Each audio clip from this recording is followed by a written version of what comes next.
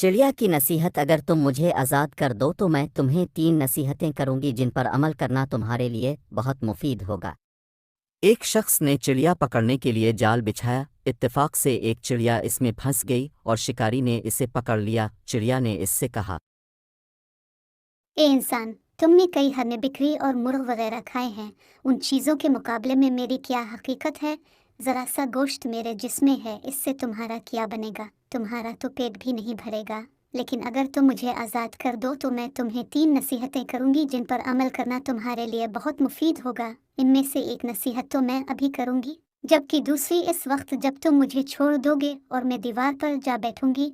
इसके बाद तीसरी और आखिरी नसीहत इस वक्त करूंगी जब दीवार से अलिफाड़ कर सामने दरख्त की शाख पर जा बैठूंगी। इस शख्स के दिल में तजस्सुस पैदा हुआ कि न जाने चिड़िया क्या फ़ायदामंद नसीहतें करे। उसने चिड़िया की बात मानते हुए इससे कहा, तुम मुझे पहली नसीहत करो, फिर मैं तुम्हें छोड़ दूंगा। चुनांचे चिड़िया ने कहा, मेरी पहली नसीहत यह है कि जो बात कभी नहीं हो सकती इसका यकीन मत करना।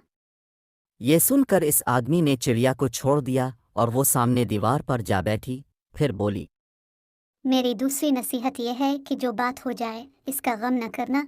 और फिर कहने लगी कि भले मांस, तुमने मुझे छोड़कर बहुत बड़ी गलती की, क्योंकि मेरे पेट में पाव भर का इंतहाई नायाब पत्थर है। अगर तुम मुझे ज़बह करते और मेरे पेट से इस मोती को निकाल लेते तो इसको फ़रोख्त करने से तुम्हें इस कदर दौलत हासिल होती कि तुम्हारी आने वाली कई नस्लों के लिए काफ़ी होती और तुम बहुत बड़े रईस हो जाते।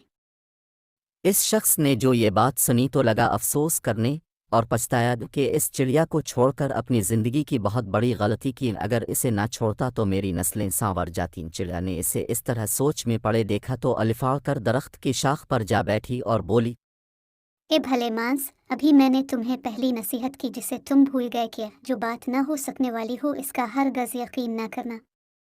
लेकिन तुमने मेरी इस बात का एतबार कर लिया कि मैं 6 टाक भर वज़न रखने वाली चिड़िया अपने पेट में 1 पाव वज़न का मोती रखती हूँ। क्या ये मुमकिन है?